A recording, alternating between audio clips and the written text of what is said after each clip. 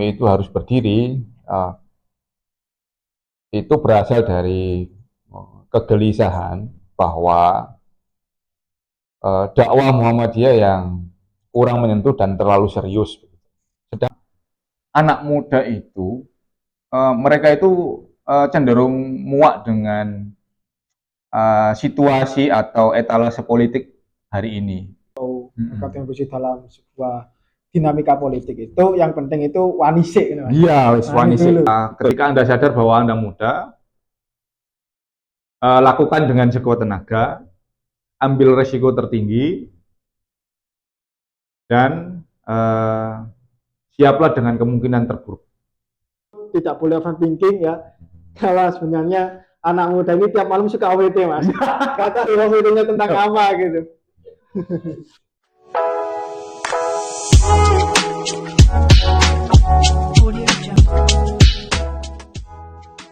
Assalamualaikum warahmatullahi wabarakatuh. Waalaikumsalam. Halo teman-teman semuanya, selamat datang di channel YouTube Podcast Infusmu.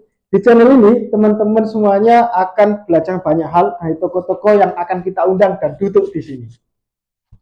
Di channel ini juga nantinya kita akan membahas berbagai topik-topik seperti sosial, ekonomi, politik, anak muda, dan isu-isu yang sedang hangat dibahas. Nah, kali ini saya sedang bersama dengan Mas Fahul Sarifuddin atau biasa dipanggil dengan Mas Wiwis. Beliau ini adalah Sekretaris 2 LHKP PWM Jatim sekaligus menjadi PIC Infusmu. Nah, pada episode pertama ini kita akan terlebih dahulu perkenalan apa itu Infusmu dan juga nanti kita akan sedikit membahas tentang politik dan anak muda. Nah, kaitannya apa nih politik anak muda dengan Infusmu? Supaya tidak terlalu lama, kita mungkin terlebih dahulu mengenal lebih dekat dengan tamu yang kita undang pada kali ini.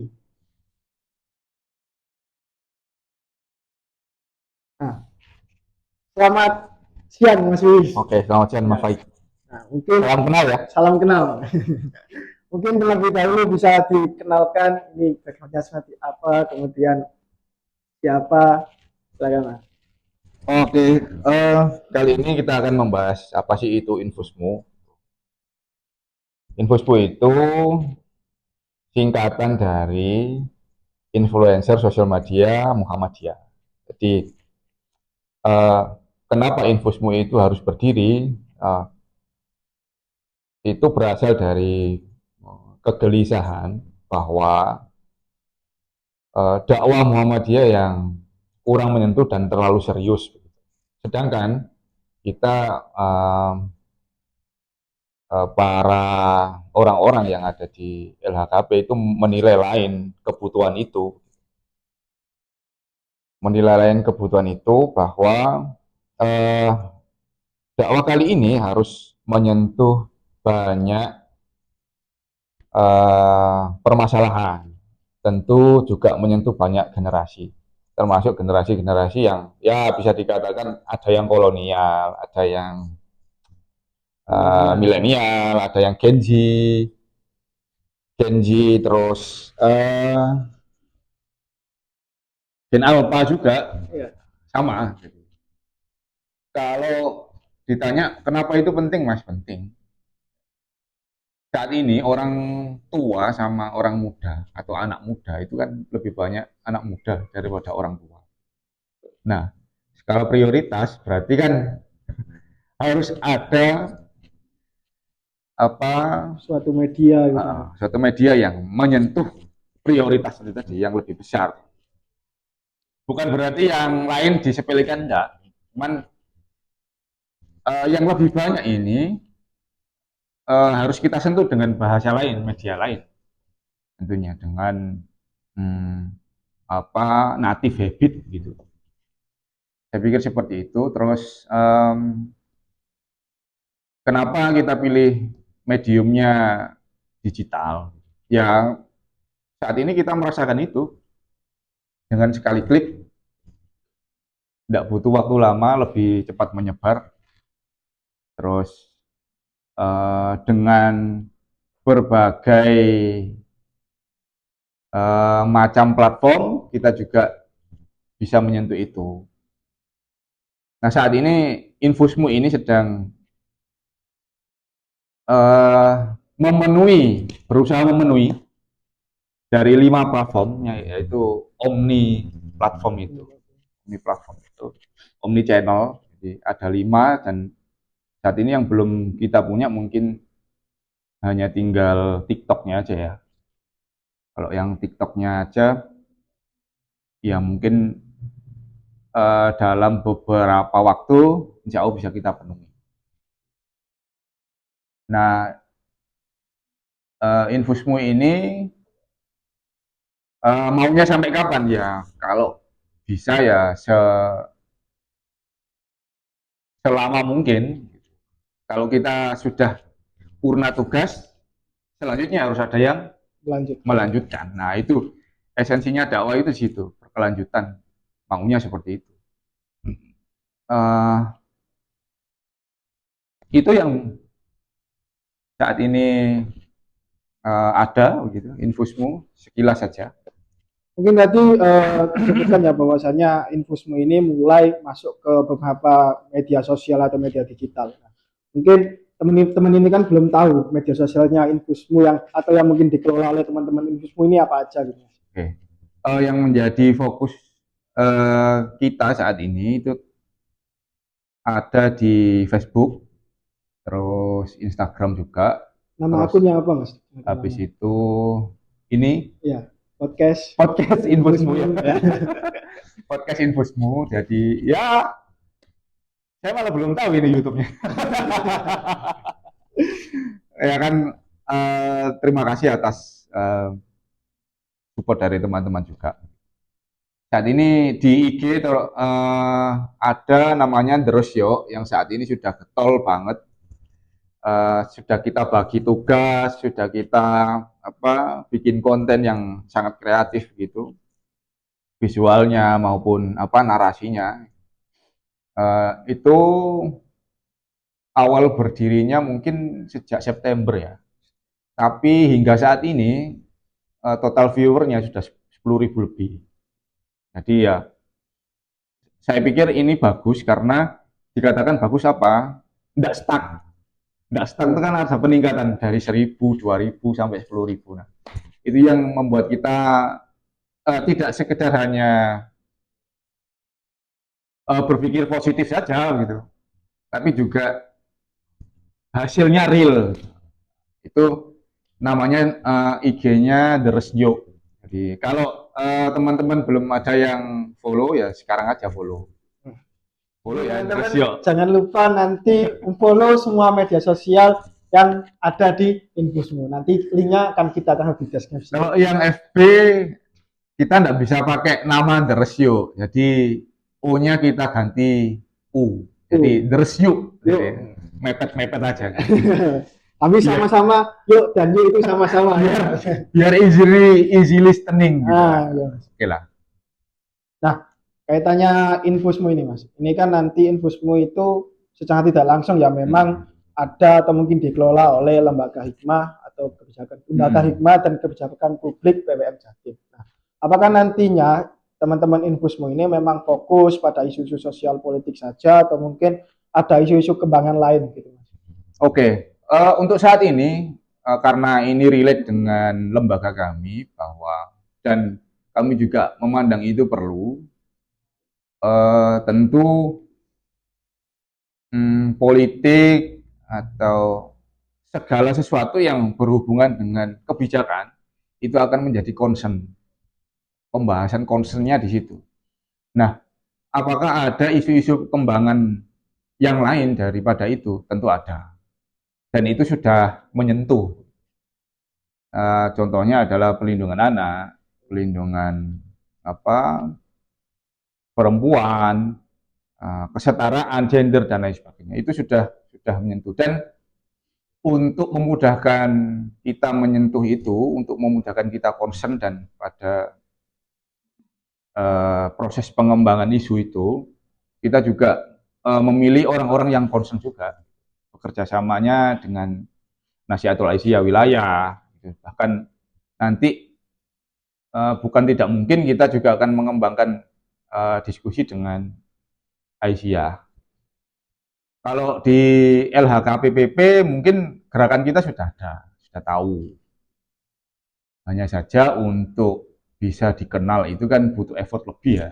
Ya, Bukan hanya internal saja. Saya pikir visi kami atau visi kita semua yang ada di LHKP dan tim SDM Infusmu itu semuanya akan sinergi, semua akan sinergi. Jadi uh, doakan saja semoga itu bisa. terijabah. Ya.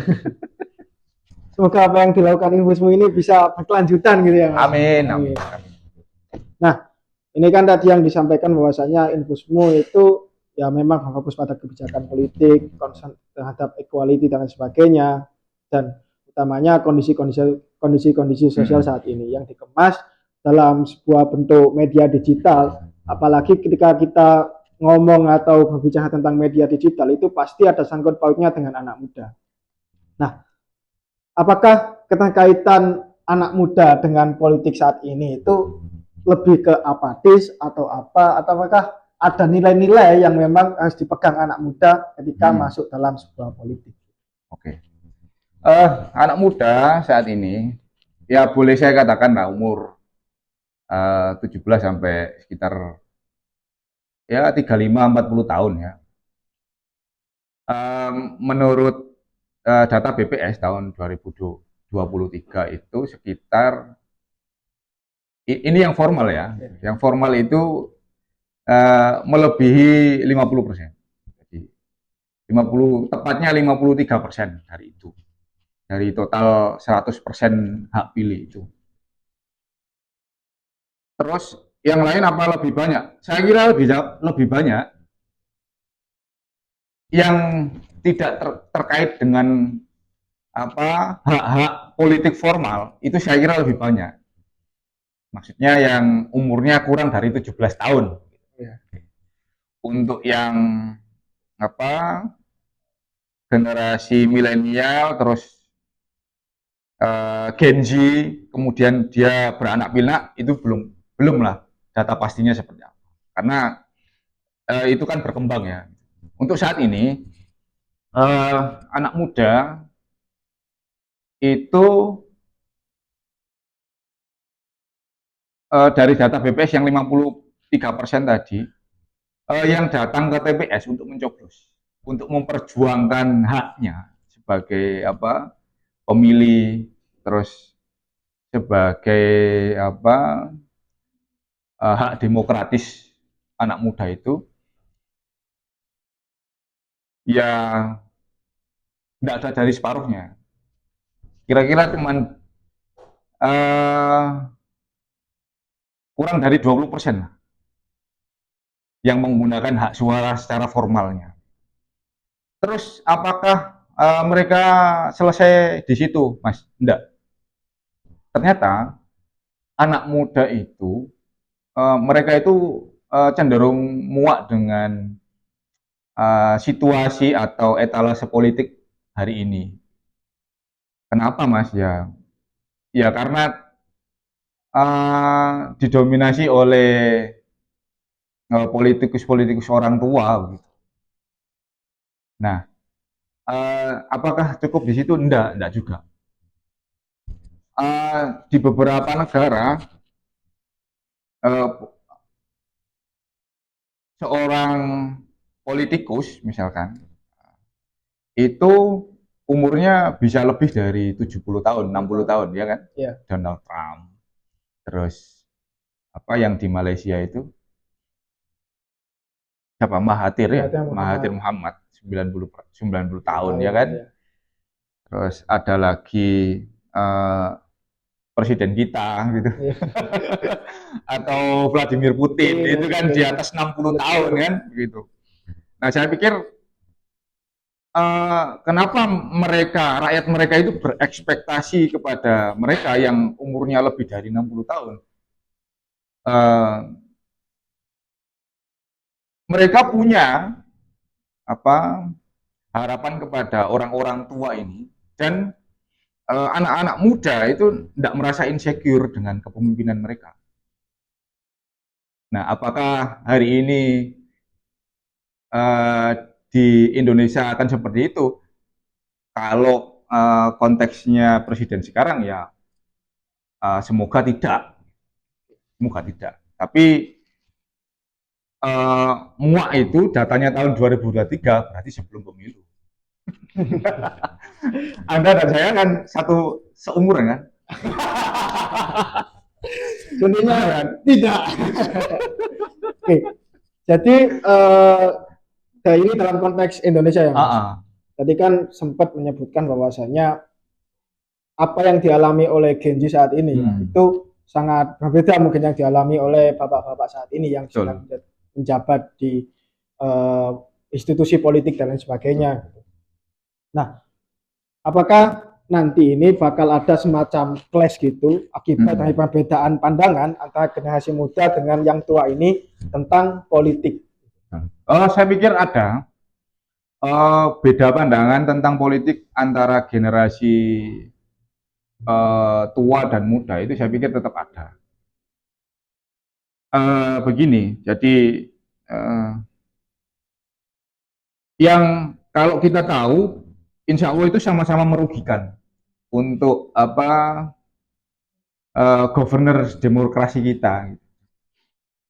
Jadi um, di satu sisi orang-orang tua itu kan datang untuk membujuk generasi muda untuk menggunakan hak politiknya, tapi dengan cara yang sama, dengan style orang tua. Nah itu kan yang susah. Anda ingin dirayu, tapi Anda ini dirayu tapi dengan bukan dengan bahasamu, tapi dengan bahasa mereka. bahasa mereka yang dulu Nah, itu. itu kan beda. Uh, Mereka datang terus mereka menjanjikan sesuatu yang itu tidak dilakukan di periode-periode sebelumnya. Nah, itu kan susah. Nah, itu kira-kira yang membuat muak generasi muda. Nah, jangan dipikir bahwa generasi muda itu tidak punya sign of crisis begitu. Jiwa-jiwa kritik, pemikiran yang kritis begitu, jangan dikira seperti itu. Bahkan data mereka lebih lengkap menurut penelitian Pak Burhanuddin Muhtadi yang saya lihat di Metro itu. Mereka punya data lengkap uh, tentang apa bagaimana situasi politik hari ini. Mereka punya informasi yang cukup. Oleh karena itu mereka juga punya kritik terhadap apa uh, sesuatu atau politik yang dilakukan orang-orang tua ini, nah, mereka punya kritik terhadap itu. Nah, hanya saja sayangnya ketika mereka sudah punya apa kritik tentang kelemahan suatu politik orang-orang tua ini, mereka tidak menyalurkan pada sesuatu yang formal. Kan mudah saja sebenarnya. Misalkan generasi tua itu sekitar 47% misalkan. Ya. Yang generasi muda ini misalkan sign auspicinya sama. Ya tinggal milih aja biar 53-nya menang. Kan sesimpel itu, Ya, misalkan. misalkan. Itu kalau hitung-hitungan aja. Kalau sudah ada apa? Sudah ada um, kesadaran kolektif dari anak-anak muda, tinggal menyalurkan itu. Terus apakah enggak ada kritik yang lain? Ya mereka kritik banget. Mereka menuangkan kritik itu hanya dalam dalam apa bentuk lain. Seperti yang ada di apa sini itu kan ada ya di apa poster-poster kawal putusan MK. Ya. Mereka turun ke jalan loh itu. Terus apakah itu formal? Bukan, itu informal gitu loh. Mereka menulis tentang apa? Menulis tentang bagaimana bobroknya negeri ini. Itu ada datanya juga tentang kalau orang-orang tua yang sudah cenderung fokus pada kebutuhan, misalkan, mereka kan tertarik dengan ekonomi. Tapi anak-anak muda tidak seperti itu. Anak-anak muda fokusnya dengan apa? Dengan Ideologi. ideologi, betul. Terus misalkan fokus pada penanganan korupsi, lingkungan hidup, climate change, ya Ya, benar enggak? Seperti itu betul, isunya, betul. ya kan? Ya, Ya, saya pikir ya kalau orang-orang tua datang itu membaca bahwa oh dan tahu addressnya, tahu alamatnya, ya. pikiran seorang pemuda itu, dia pasti akan menang, Oke. memenangkan hati dan pikiran anak muda itu. Nah, tadi kan sempat ada ya bahwasanya apa yang dilakukan oleh generasi tua ini untuk mengkampanye di anak muda itu menggunakan jalan-jalan lama gitu. Nah, apakah Mas Wiwis sudah melihat atau mungkin ada contoh terkait dengan jalan anak muda dalam berpolitik itu seperti apa aksi-aksinya? Apakah ada sesuatu yang unik di situ? Apakah ada sesuatu yang berbeda di situ? Itu seperti apa? Ada, jadi dalam situasi pencalekan kemarin kan juga banyak itu di apa diulas.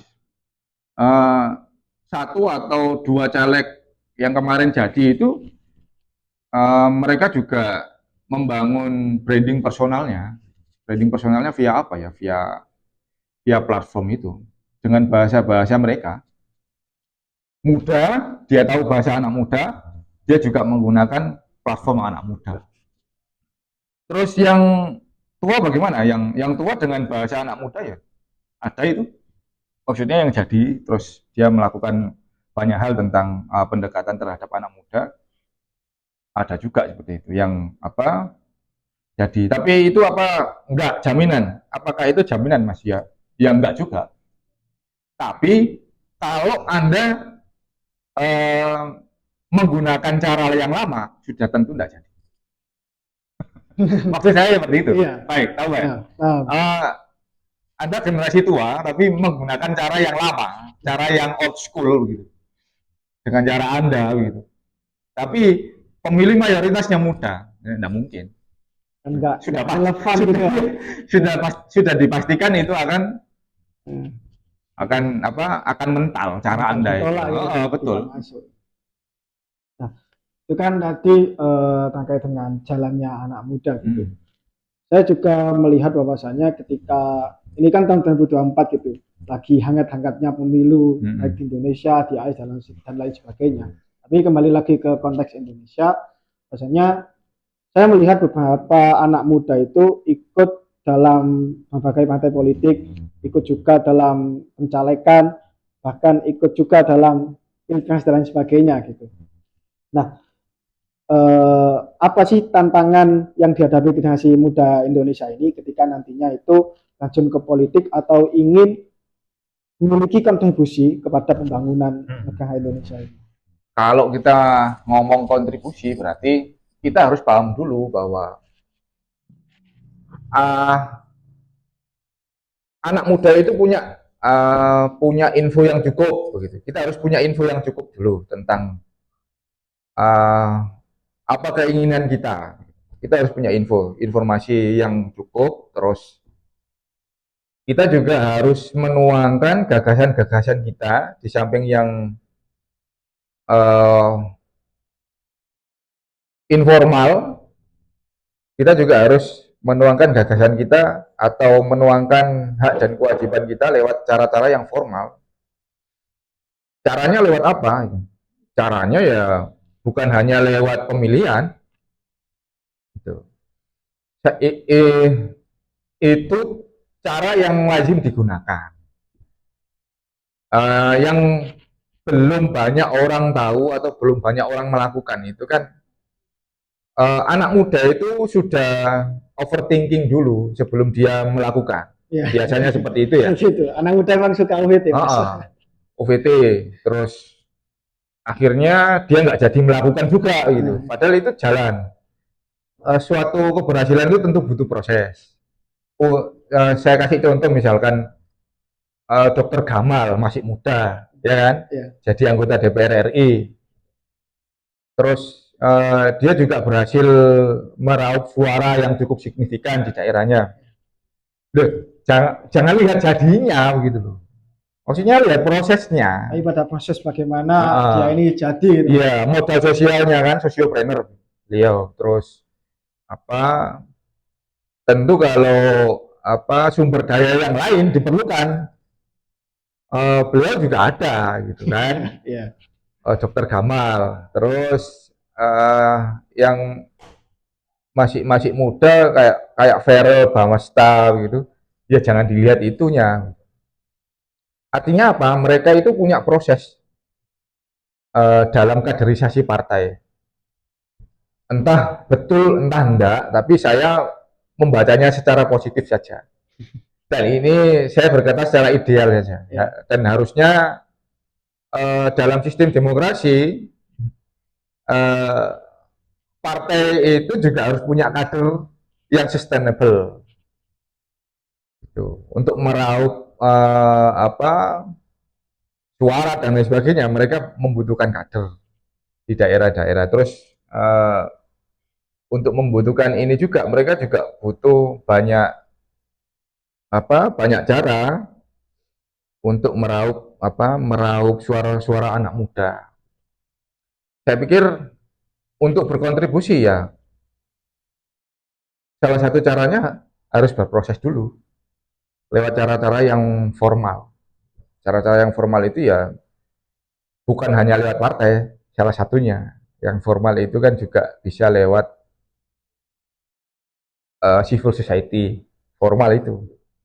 Civil society itu kan ya banyak, bisa lewat organisasi kepemudaan, organisasi kemahasiswaan, organisasi kemasyarakatan. Karena stabil atau tidaknya suatu demokrasi ya harus dilihat civil society-nya. Menurut saya seperti itu. Nah, tadi kan terkait dengan kontribusi juga, bahwasanya ketika anak muda ini ikut terjun baik dalam politik formal maupun informal tadi, tentunya kan memiliki modal kompetensi, ya. Apalagi kan anak muda kan jelas, apalagi ketika kalah kompetensi dengan generasi tua. Nah, apakah statement itu bisa dibetulkan? Apakah generasi muda ini pasti kalah kompetensinya dengan generasi tua, ataukah anak muda ini dia kan hidup dalam zaman yang semua akses informasi itu bisa didapatkan dengan cepat dan mudah sekali gitu. Betul. Ya. Jadi apakah kemampuan generasi tua dan muda itu sama begitu? Dan saya pikir itu tidak bisa diperdebatkan. Semua punya kemampuan masing-masing. Bahkan kata Dokter Gamal itu kan antara generasi tua versus milenial takeover. Oh nggak sini ya? Jadi generasi tua dengan segala SDM-nya mereka bisa atau berhak melakukan segala sesuatu di di, di era jayanya, di era jayanya. Nah, sementara jika generasi tua itu mengabaikan generasi muda, maka apapun yang ikut membesarkan dia, itu lambat laun itu juga akan hilang. Karena apa? Tidak sustainable. Tidak berkelanjutan. Iya, tidak berkelanjutan. Dia berpikir bahwa dia akan melakukan segala sesuatu. Dia berpikir bahwa generasi tua itu yang hebat, yang berkuasa dan hebat. Loh, apakah itu tidak bisa berakhir? Tidak bisa di situ, tidak bisa. Kan harus sustainable di situ. Harus sustainable itu artinya apa? Partai harus punya kader, organisasi jelas ini. Itu kan banyak sekarang kaderisasi itu dihilangin, terus yang banyak-banyak uang dimasukin. Atau mungkin yang sudah punya modal terkenal gitu langsung masuk tanpa. Yang banyak uang ini bisa masuk mungkin, ya kan? Kadernya banyak yang hilang, pilih mana? Kan salah satunya harus jadi korban. Nah ini sustainable maksudnya. Artinya apa ya? Kalau bisa dua-duanya itu kan bonus. Ya kadernya jalan, ya kader yang banyak uangnya juga ada. Kan gitu. Kan modal logistik juga penting. Nah, menurut saya, jadi generasi muda itu bagaimanapun dia pasti punya tempat. pasti punya space. Diakui atau tidak oleh generasi tua itu membutuhkan generasi muda. Sehingga space untuk generasi muda itu pasti akan uh, selalu tersedia. Tinggal uh, political will-nya aja, keinginan politik untuk berbuat baik itu bagaimana, itu bergantung pada pemangku kebijakan, kan seperti itu. Lalu di politik ya ketua partainya, terus uh, apa stakeholder yang lain. Apa kalau di civil society ya ketua ketua organisasinya, ya saya pikir seperti itu, Pak. Jadi masa generasi muda itu masih akan moncer tempat dan zamannya, karena mereka natif dan mereka menguasai teknologi saat ini. Oke. Jadi eh, seberkuasa apapun generasi tua ini pastinya nanti masih membutuhkan anak muda pasti gitu akan berakhir untuk melanjutkan sistem dan sebagainya. Oke. Melanjutkan yang tadi ya Mas, masih kaitannya dengan anak muda dan juga politik gitu. Nah, apakah generasi muda ini sudah cukup mendapatkan tempat atau media untuk menyuarakan gagasan-gagasannya baik di bidang politik dan juga isu-isu sosial lainnya gitu. Oke. Untuk saya tetap konsisten dengan jawaban saya tadi bahwa space-nya itu akan tetap ada. Adapun dia dikasih space atau enggak itu urusan lain. Ya enggak begitu? Ya, jadi tinggal bagaimana generasi tua ini menyesuaikan keselarasan pikiran dan lakunya aja. Jadi kalau dia generasi tua itu dalam tanda kutip lebih tahu diri, artinya nanti akan lebih banyak atau akan lebih cepat anak-anak muda ini mendapatkan tempat di space formal gitu, formal. Kalau informal kan sudah makanan sehari-hari mereka. Ya. Bahwa mereka ngonten, menyuarakan haknya, menyuarakan aspirasinya, menyuarakan ketidaknyamanannya terhadap kekuatan yang dirasa berlebih dan menyimpang begitu. Saya pikir itu sudah makanan sehari-hari. Karena ya tadi data yang cukup, informasi yang cukup, terus kekuatan dirasa cukup ya. Iya. Karena biar bagaimanapun anak muda tetap lebih kuat. Terus generasi tua ini yang tadinya ingin terus berkuasa gitu. Nah, itu kan mereka nggak tahu berakhirnya kapan. Jadi lebih baik menyiapkan generasi yang lebih kuat gitu. Karena meninggalkan generasi yang lemah itu juga tidak boleh, ya. Gitu. Ya kan? Ya. Ada ayatnya itu, ada dalilnya. Yan, orang yang di luar kita, maksudnya tidak membaca dalil itu, ya, maka yang lain itu membaca bagaimana tingkah laku kita tentang menyiapkan sebuah generasi. Maksud saya seperti itu. Ya tetap linear, maksudnya relate dan linear dan sangat beralasan. Anak muda itu ya memang harus siap. Oke, tadi terkait dengan tempat ya, terkait dengan media yang digunakan anak muda dalam menyampaikan gagasan-gagasannya, baik di tempat yang informal maupun di tempat yang formal. Nah, kondisi politik saat ini itu kan mungkin yang banyak aktif di media digital dan sebagainya kan mungkin hanya beberapa tahun kebelakang saja. Apakah ketika dianalisa sistem seperti itu, kemudian media yang digunakan dan juga teknik-teknik yang digunakan itu, apakah selama ini sudah sangat efektif Yang pertama dalam segi menginfluence terkait dengan pilihan politik, kemudian juga terkait dengan bagaimana apakah anak-anak muda atau mungkin generasi tua itu sudah bisa menangkap apa yang disampaikan dalam media-media itu gitu. Tentang keefektifannya itu seperti apa? Ya, saya pikir karena mereka natif, maka mereka sadar apa yang mereka lakukan dan apa yang mereka dapat. Saya sangat yakin itu. Karena apa ya? Kalau mau jujur bahwa konten-konten yang tidak perlu atau konten-konten sampah itu kan lebih banyak digandrungi, gitu. Lebih banyak digandrungi, terus akhirnya lebih banyak juga cepat nyampe-nya daripada konten-konten yang berisi. Nah, saya pikir untuk generasi muda, mereka itu hanya perlu punya karakter saja. Perlu punya karakter saja.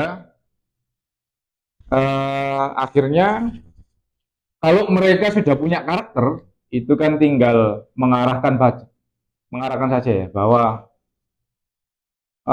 apa ya bahasanya, mengakomodir apa yang mereka mau saja. Address their commit, terus Dan komitmennya, komitmen, terus akhirnya yang kedua adalah berbicara dengan bahasa mereka. Saya pikir itu solusinya. Adapun untuk baik atau buruknya ya tergantung nanti bagaimana mereka memiliki karakter. Orang orang bisa saja bisa buat konten bagus, visualnya keren gitu. Tapi kalau misalkan itu tiba pada pilihan bahwa konten itu tidak perlu dirasa gitu. Meskipun FYP misalkan ya susah juga untuk diteruskan. Iya. Jadi kalau bisa ya kontennya bagus, menyentuh banyak kalangan dan istilah gitu gimana ya untuk berhibur lucu-lucuan iya. Supaya lebih mudah supaya ditangkap gitu. supaya lebih mudah diterima. Tapi ada isinya misalkan untuk apa pendidikan, terus pengetahuan kebijakan dan lain sebagainya. Itu menurut saya. Oke, terkait dengan isi konten yang ada dan juga isi gagasan. Mungkin kalau semisal kita melihat di media sosial, apalagi belakangan ini terkait dengan tahun politik itu banyak sekali akun-akun bodong, Mas. Nah, akun-akun yang followersnya cuma 0 gitu, tapi mengikutinya banyak sekali gitu. Nah, apakah itu juga menjadi sebuah tantangan bagi anak muda terkait dengan kadang kan ketika ada satu akun yang menyampaikan tentang gagasannya terkait dengan politik atau pemerintahan, itu kita bisa lihat di komen-komennya atau mungkin kalau misal di akun X atau tweet itu biasanya di bawahnya itu kan banyak sekali muncul akun-akun itu yang pengen mematikan gagasan itu gitu, pengen melawan gitu. Nah, fenomena seperti itu menurut Mas seperti apa? Ya, biasanya akun yang seperti itu tidak mungkin hilang kecuali dihapus. Itu satu. Tapi biasanya akun yang seperti itu memang dipertahankan. Untuk apa ya? Kalau kita mantan buzzer, tentu tahu itu. Iya. Jadi akun-akun yang memang followersnya banyak, habis itu dia mudah masuk pada suatu kelompok.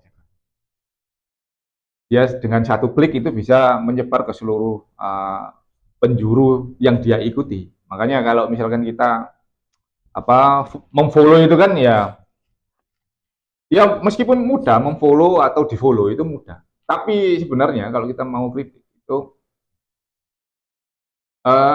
ada hak dan tanggung jawab.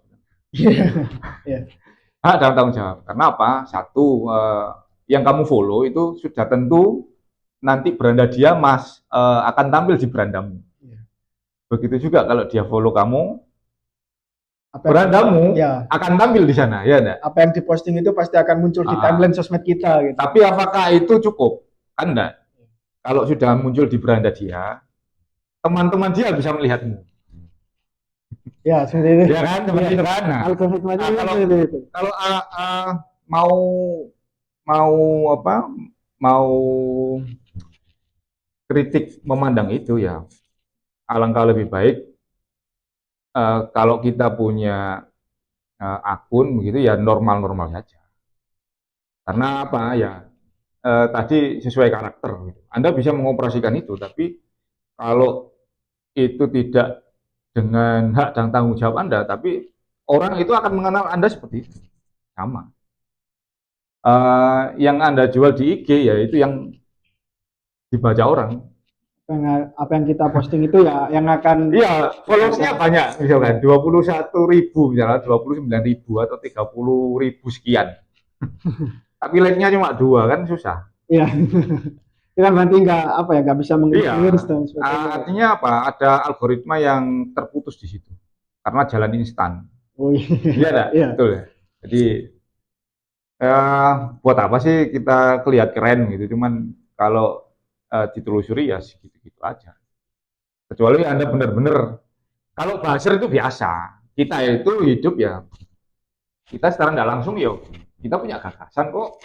Kita punya gagasan, kita uh, kita posting kok di FB, di IG begitu ya. Tapi kalau buzzernya itu belakangnya ada RB itu urusannya kan jadi lain. Ya enggak? Iya, ini kan mungkin gagasan asli mereka Ya. gitu. Otomatis apa yang Anda bukan lagi gagasan gitu. Gagasan orang lain pun bisa Anda akomodir untuk menyerang yang lain, untuk mematikan yang lain. Nah, itu beda. Nah, artinya kalau tolak ukurnya materi ya tidak ada habisnya. Tapi sekali lagi, walaupun kita natif, kita punya segala sumber daya, kita punya segala kekuatan, tapi kalau kita tidak berkarakter, saya pikir itu tidak akan berhasil.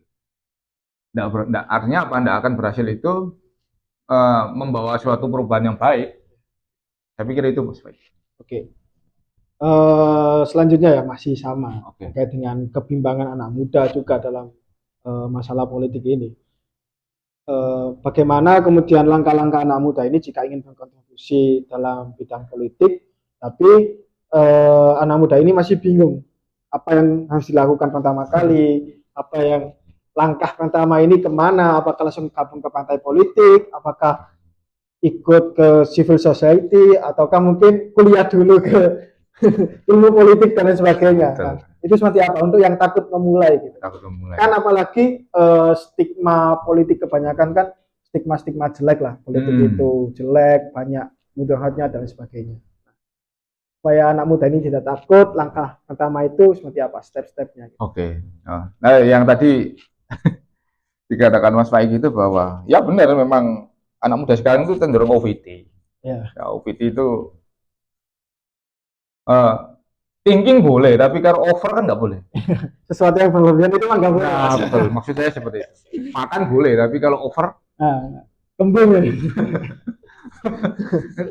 Artinya apa? Jadi ulu wasrofu walatus ribu itu juga berlaku di dalam skala lini juga.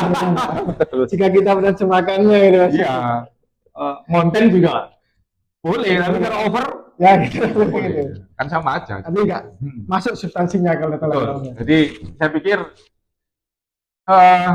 anak muda harus berani memulai.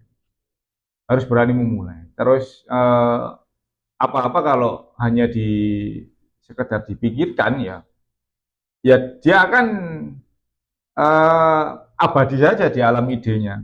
Jadi alam pergerakannya tidak ada. Artinya apa? Dia harus bergerak, harus bisa memulai. Terus apakah tanpa resiko ya? Ya mana ada hidup aja udah resiko kan? Penuh tantangan juga. Penuh resiko, penuh perjuangan dan lain sebagainya. Jadi artinya apa ya? Anak muda harus berani ambil resiko juga. Terus untuk berhasil tentu harus tahu proses, harus ikut prosesnya. Formal atau tidak formal itu urusan lain, maksudnya dia lebih concern kemana. Tapi untuk sesuatu yang itu bisa uh, kita rasakan bersama misalkan, bukan hanya pribadi ya, jalan besarnya ya harus melek politik itu tadi. Kalau pembacaan kita harus tiba pada kita harus masuk parpol misalkan, why not? Meskipun kita masih muda gitu. Ya enggak harus semua gitu. Tapi melek secara politik informasi yang Anda dapat ya itu harus relate, harus signifikan dan literasinya harus oke. Saya pikir itu. Jadi semisal anak muda ini mau gabung atau berkontribusi dalam sebuah dinamika politik itu, yang penting itu wanisik. Iya, wanisik. Betul.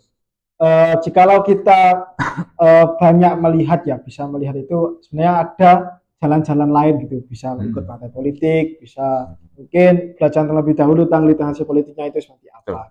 Betul. Kalau semisal di Muhammadiyah nih Mas, ini terkait dengan Muhammadiyah. Bagaimana betul. kontribusi atau Muhammadiyah dalam membimbing generasi muda Indonesia ini untuk bisa lebih aktif dan bijak dalam menanggapi persoalan politik. Saya teringat omongannya Pak Busro Mukodas waktu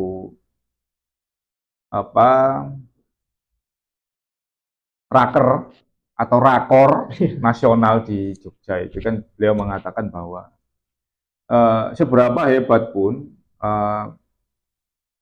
pemerintah itu dengan segala kekuatannya, mereka tetap butuh yang namanya penyeimbang, balancing betul, equalizer ya betul ya. Jadi ketika pemerintahan itu terlalu kuat dan tidak ada penyeimbangnya itu kan berbahaya juga. Bisa ada satu versi. Nah, sedangkan kita hidup itu kan banyak versi. Banyak versi itu yang harus yang harus diakomodir gitu. Tidak dihilangkan tapi diakomodir. Karena biar bagaimanapun perbedaan itu kan rahmat ya. Rahmat itu bisa berupa kekuatan, terus harmoni. Saya pikir seperti itu. Terus untuk Muhammadiyah, saya pikir itu jadi harmoni, berbeda, terus berwarna, terus bisa jalan bareng dengan pemerintahan, itu sudah dilakukan Muhammadiyah sejak lahir. Jadi saya pikir kalau di Muhammadiyah tidak ada masalah tentang itu. Artinya apa? Ya berpolitik, cuman di sana ada gagasan penyeimbangnya itu. Misalkan Anda berada di atas itu, bagaimana cara menyambung kepentingan dengan apa yang ada di bawah itu kan penting. Muhammadiyah berada di tengahnya. Artinya kita sebagai kader begitu, harusnya orang gak kader. Oh ya kok berat gitu. Enggak wis. Aku bersuara saja secara ideal. Tapi yo biar orang lain yang menilai. Ini gagasan ideal saja. Walaupun sudah dilakukan lebih dahulu oleh Muhammadiyah. Dan saya pikir mengenai gagasan itu ya tidak ada masalah. Di Muhammadiyah tentu hingga saat ini ya Muhammadiyah berkontribusi cukup signifikan untuk menyalurkan kader-kader terbaiknya yang ada di pemerintahan. Tapi ketika Muhammadiyah itu memposisikan dia sebagai civil society, maka Muhammadiyah juga akan menyalurkan atau mengkritisi apa yang dinilai kurang seimbang bagi pemerintah dan masyarakat. Seperti itu. Jadi Muhammadiyah ini sebisa mungkin itu dia tetap memberikan apabila ada anggota-anggotanya yang memang kompeten, sekaligus walaupun ada anggotanya yang masuk dalam institusi politik atau mungkin pemerintahan, Muhammadiyah ini tetap menjalankan sebagai pihak balancing gitu loh, mengkritik dan lain sebagainya. Nah, kalau semisal apakah anak muda dalam Muhammadiyah ini sudah mendapatkan bimbingan terkait dengan isu-isu politik atau seperti apa? Apakah sudah mendapatkan? Kalau generasi di Muhammadiyah yang concern pada politik, saya pikir sudah cukup banyak. Artinya apa?